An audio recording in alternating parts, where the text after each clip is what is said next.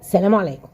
في قناة بيوتنا بالعربي هنقدم حاجات ان شاء الله تعجب حضراتكم. القناة حتى اسمها بيدل على ان هتكون كل حاجة فيها ليها علاقة بالأسرة العربية بصفة عامة.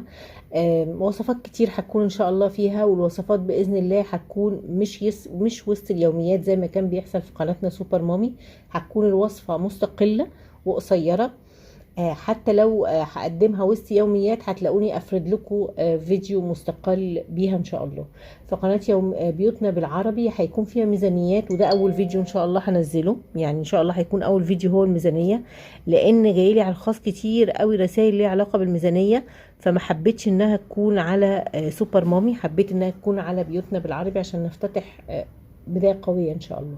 فيديو النهاردة ان شاء الله هيكون ميزانية 3000 جنيه، ميزانية مش كبيرة، صغيرة، 4 افراد، وكمان مفيش تموين ان شاء الله. اختنا اللي بعتت لي على ماسنجر تكون بتشوف الفيديو بدون ذكر اسماء، وان شاء الله يعجبها. اول حاجه بتعمليها لما بتعملي ميزانيه، والناس اللي معايا من سوبر مامي يعذروني بقى، لان انا في القناه بتاعتنا الجديده دي هحاول اتكلم بالتفصيل، لان هيجي لها سبسكرايب جداد مش هيبقوا عارفين نظامنا، وانا اصلا حابه انها تبقى بدايه جديده من كل ناحيه. آه، اي ميزانيه في الدنيا بتتقسم لخزين وسوبر ماركت ومنظفات ولحوم وخضار وفاكهه. دول البنود الاساسيه.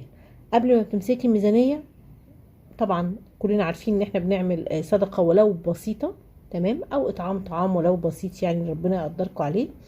بعد كده بنبتدي ناخد الحاجات اللي هي اساسيه ونطلعها بره الميزانيه، زي الانترنت، الكهرباء، الحاجات اللي زي كده. باذن الله في الفيديوهات الجايه هيكون الوضع تفصيلي اكتر بزياده في فيديوهاتنا على بيوتنا بالعربي، لان القناه جديده ومحتاجه كل جهد وكل توثيق للحظات جديده ان شاء الله هنعيشها مع بعض من خلال القناه. خزين البيت انا حطيت له 700 جنيه يا جماعه. انتي ممكن لو اول مره تعملي ميزانيه بتكتبي البنود الاساسيه وتكتبي طلباتك، طيب، وتنزلي تشتريها، وبعدين تشوفي تقولي لا ده انا كنت محتاجه مثلا 6 كيلو رز، ده انا كنت محتاجه مثلا 2 كيلو مكرونه ما كفونيش، ده انا حصل معايا الشهر اللي فات كذا، ده انا لقيت ان انا جبت مثلا مسحوق وحصل فيه كذا، وهكذا وهكذا. لان انت لو ما عملتيش ده لمده شهر او شهرين هتلاقي نفسك بتهدري وقتك على الفاضي والميزانيه بتبوظ منك. هي الميزانية صغيرة قوي، يعني حتى بنودها مش كتير، لان المبلغ ما هوش كبير في الزمن اللي احنا فيه للأسف يعني. طيب انا حطيت 5 كيلو رز ب130، تمام، وحطيت 3 كيلو مكرونة بواقع الكيلو 20 فيبقوا 60 جنيه، وحطيت 3 كيلو دقيق برضو بواقع 20 جنيه، كيلو ب60، و3 كيلو سكر ولو انهم كتير ل4 افراد، بس يعني خلاص مفيش مشكلة، بواقع 100 جنيه. زيت 100 جنيه ازازتين، او ازازة كبيرة وازازة صغيرة، يعني ممكن يبقى ازازة كبيرة وازازة صغيرة، لان اللي بعتالي ما عندهاش تموين. طيب لسه هنتكلم بقى ازاي نوفر، ما هو مش مهم الاسعار دي. السمنة طبعا هتكون نباتي، لان انا مش هقدر استخدم سمنة حيواني في الميزانية دي. فهي العلب اللي هي الكيلو دي بتكون كيلو 200 بتاع، بتكون ب100 جنة او اي نوع. لو انت قدرتي تستخدمي نص كيلو بس يكون طبيعي، طبعا هيبقى كويس جدا. ولكن انا في ميزانياتي، واللي جديد في قناة بيوتنا بالعربي هيعرف ان انا في ميزانياتي مش بعمل حاجة من الخيال، انا بعمل حاجة ليها علاقة بالواقع اللي احنا عايشينه، بالاسعار اللي بننزل نشوفها. الشاي انا حاطه له 50 جنيه، وده مبلغ كويس بالنسبه للشاي. نيجي للبقوليات، هتجيبي فول، هتجيبي فلافل، هتجيبي عدس، هتجيبي لوبيا، وتبتدي تقسمي الاسعار بتاعتهم. انا حاطه لك 20 20 20 20، والبيكنج باودر والفانيليا والخميره حاطه لهم 20، يعني بقوليات بواقع 100 جنيه. انت ممكن تقسميهم بالطريقه اللي انت بتحبيها. احنا ما بنحبش مثلا اللوبيا، فمش هنجيب لوبيا، هنجيب غله عشان نعمل بليله، وهكذا. هقول لكم في نهايه الميزانيه بس التباديل والتوفيق والتوفير هيجي منين.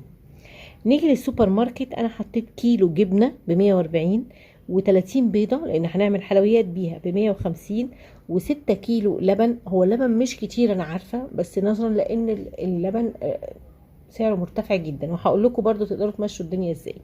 180 توابل وخميره وحاجات زي كده 50، وعسل او مربى ب40. نيجي للمنظفات، انا حطيت اوكسي، يعني انت حتى لو غسلتك اوتوماتيك هتجيبي مش سايب ب70 جنيه، انت ظبطيها بقى، يعمل معاكي كيلو، يعمل معاكي اقل، انا مش عارفه الصراحه سعر السايب كام حاليا. صابون وفير، لان انا ما بحبش الصابون اللي هو بيتباع اللتر ب5 و6 جنيه. ليه بقى؟ لانه بيكون خفيف جدا. انا على فكره صابون وفير ده يقعد معايا شهرين، اللي هو 4 لتر يقعد معايا شهرين. واللي عارفني من قناه سوبر مامي عارف ان ده بيقعد معايا شهرين اكيد. ليه؟ لان هقول لكم في الوسط انا بعمل ايه. صابون بقى للوجه او شاور ب 30 جنيه. حطيت خضار وفاكهه في الاسبوع ب 200 جنيه، يبقوا 800 في الشهر. نيجي اللحوم والاسماك، انا حاطه لهم 790، يعني لو طلعتيهم ل 800 يبقى كويس قوي، يعني فاضل 10 جنيه. حطيت 2 فرخه ب 240، بواقع ان الكيلو فرخه مثلا 3 كيلو او 3 الا ب 80. حطيت نص لحمه ب 150، هتجيبيها بقى مجمده، هتجيبيها من الجمعيات الاستهلاكيه سوداني، هتجيبيها من امان، المهم 300 جنيه لحمه. سمك ب 150، وكيلو مفروم ب 250، برضو ده هيكون لحمه مجمده. طيب لا احنا مش هينفع، احنا مش عايزين ناكل لحمه مجمده، احنا مش عايزين ناكل الكلام ده. احنا بتحكمنا الاسعار. انتوا عارفين النهارده كيلو اللحمه البلدي، النهارده كيلو اللحمه البلدي ب 460. خلاص، وفي مناطق ده في اسكندريه، وفي مناطق فيها ب 480 كمان. فازاي انا هحط ليكي 480 كيلو لحمه وانا مش هقدر اظبط لك الميزانيه على 3000 جنيه؟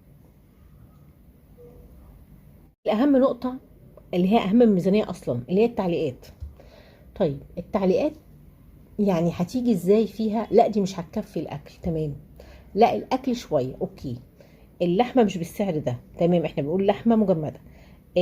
الايه في هنا مناديل ورق وفي حاجات زي كده، اوكي برضو انا معاكم، انا معاكم في كل اللي انتوا بتقولوه على فكره. ولكن دلوقتي حد ميزانيته يا جماعه 3000 جنيه وبيقول لك اعملي لي ميزانيه، يفترض فينا ان احنا نعمل ايه؟ نقول له لا مش هنعمل لك ميزانيه، او لا ما تعيش الشهر. على فكره في ناس بعتالي النهارده الصبح 2000 ميزانيه، 2000 جنيه. 2 كبار واب وام، اب وام يعني، واتنين طفلين صغيرين، فهتبقى اقل من كده كمان. فراعوا ظروف الناس. يعني التعليقات اللي هي الجميله اللي بتتكتب انا معاكم فيها، اللي هي ايه ده ازاي كده، ده خيال مش عارف ايه، تمام اوكي انا موافقه. بس طب الناس هتعمل ايه؟ برضو حطوا نفسكم مكان الناس، بلاش الايه الشعارات اللي هي مش بتجيب نتيجه بعد كده بعد كده. خلاص. فاحنا شغالين في ميزانيه، انا عايزه اعمل لكم ميزانيه ب 10000 في الشهر، بس احنا شغالين ميزانيه. طيب ايه اللي ممكن نعمله؟ اللي ممكن نعمله ان انا حاطه لكم هنا 200 جنيه خضار وفاكهه، وانا مزوده السعر فيهم، حاطه 200 جنيه، لان انا شايفه ان هو ممكن اجيب انواع خضار وسلطه وانوع كده طول ده 200 في الاسبوع، تمام. وانوع بال 200 جنيه خضار وفاكهه، 150 مثلا خضار او 125 خضار و75 فاكهه. انت بقى خدي ال 200 واعملي بيهم اللي انت عايزاه. ليه؟ لان انا عايزه اكل خضار وفاكهه كتير، او خضار بمعنى اصح كتير، لان انا عندي هنا مفيش اكل كتير في بقيه الايه، في بقيه الاسابيع، في بقيه الشهور، يعني في بقيه الشهر. طيب ازاي اقتصد في الكلام ده؟ قلنا قبل كده ان انا لازم يكون عندي حاجه بعاير بيها، بتعاير الرز، بتعاير المكرونه، بتعاير الزيت، بتعايري كل حاجه. معلقه سمنه تكفي جدا على طبخه. معلقه سمنه اللي هي بتاعت الشاي دي، امليها بس شويه تعملي بيها الرز. الرز نزوده ازاي؟ قلنا الرز بيزيد بالشعريه، لان حاليا الشعريه سعرها اقل من سعر الرز، تمام. السكر كتير 3 كيلو، لان السكر هو اصلا مش حاجه صحيه، تمام. بس احنا بنقول ايه، لو ممكن هنعمل كيكه، هنعمل حاجه حلوه، هنعمل شويه قرص، هنعمل بتاع، فهنبقى محتاجين شويه سكر يعني. بالنسبه للاكلات اللي هي فيها الدقيق، فده كنز، لان انا معتمد عليه في قرص، معتمد عليه في كيك، معتمد عليه في بتاع ده، في معجنات بالجبنه، لان معجنات بتفرق قوي في الفطار والعشاء، بتفرق جدا جدا جدا.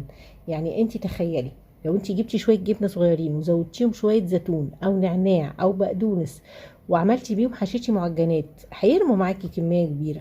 لكن تخيلي ان هو نفس نص كيلو جبنه او ربع كيلو جبنه بتحطيه تعملي منه سندوتشات، مش هيرمي نفس الكميه اكيد. فهمتي قصدي ازاي؟ وبعدين المعجنات فيها خاصيه انها مشبعه قوي، يعني غير العيش اللي احنا بنشتريه من بره بيبقى خفيف كده ووزنه بقى هوا، بالذات الفينو، واحنا داخلين على مدارس، فمحتاجين ان احنا نعمل وصفات موفره للمدارس. وان شاء الله ده اللي هيكون برضو موجود معانا في الفيديوهات باذن الله. نيجي للجبنه، ممكن قلنا البيض، سوري، لو هنعمل بيض بنزود عليه قطعه كده جبنه قريش، تمام، وشويه من اللبن، او لو مفيش لبن خلاص شويه من الميه، شويه خضره، ونعمل عجه اوفر يعني التلات بيضات بيطلعوا لك صينيه، وشفتوها معايا في قناه سوبر مامي، صينيه كبيره. طبعا يعني احنا بادئين من زيرو في حياة في بيوتنا بالعربي، يعني كل حاجه هنعملها ان شاء الله مع بعض تاني. المنظفات برضو، صابون وفير ده تاخدي شويه وتخففيهم وتشتغلي بيهم طول النهار. تاخدي شويه من الملح وتزوديهم على خلطة الوفير وتشتغلي بيهم، تمام. مش تاخدي من البتاع نفسها على الاسبونج، ما ينفعش. لو خدتي من الديسبنسر ده على الاسبونج نفسه، هتبقى فيها مشكلة ان انتي هتهدري كتير صابون. فالاهم من الميزانية ازاي احنا ندور الميزانية. ربنا يعني طبعا يرزق الجميع وتبقى الميزانية اعلى من كده، واعملها لكم حتى ب10,000، انا ما عنديش مشكلة، حملها لكم بقى فاكهة وخضار وصابون ومناديل وكله، تمام.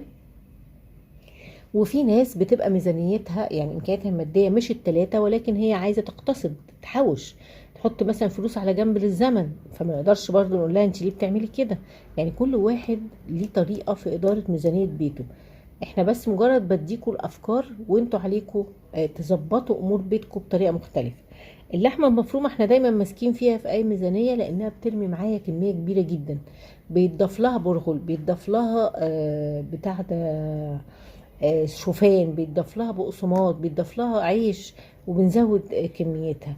هي اصلا ممكن تزيد بالبصل والخضار والكوسه والجزر، وتزيد وتبقى مغذيه برضو، وتعملي بيها صينيه كبيره، مثلا مكرونه بالبشاميل ولا حاجه، وهكذا. فحاولوا على قد ما تقدروا تراعوا ان في ناس عايزه الميزانيات دي يا جماعه، تمام كده. انتوا عارفين قناتي سوبر مامي كان فيها ميزانيات ب 4000 وب 4000 ونص، وكانت حلوه يعني، بحبح عندي. بس احنا بنعمل اللي هو صحابنا واصدقائنا في القناه بيطلبوه، علشان كل واحد يقدر يحاول يظبط اموره على قد امكانياته، تمام كده. ان شاء الله الفيديو يكون عجبكم. ما تنسوش ابدا ان انتوا تشتركوا بقى في قناه بيوتنا بالعربي، وحاولوا تحطوا لايك عشان القناه لسه صغيره، محتاجه منكم دعم شويه. زي ما احنا قدمنا مع بعض في سوبر مامي فيديوهات كتير جدا جدا، وكنت دايما برد على حضراتكم فيها. فحاولوا تقفوا شويه جنبنا كده في الموضوع ده، لان ايه التانية خلاص فيها مشاكل كتير جدا. خلينا ما نتكلمش في الموضوع ده دلوقتي. اشوفكم في فيديو جديد على خير، سلام.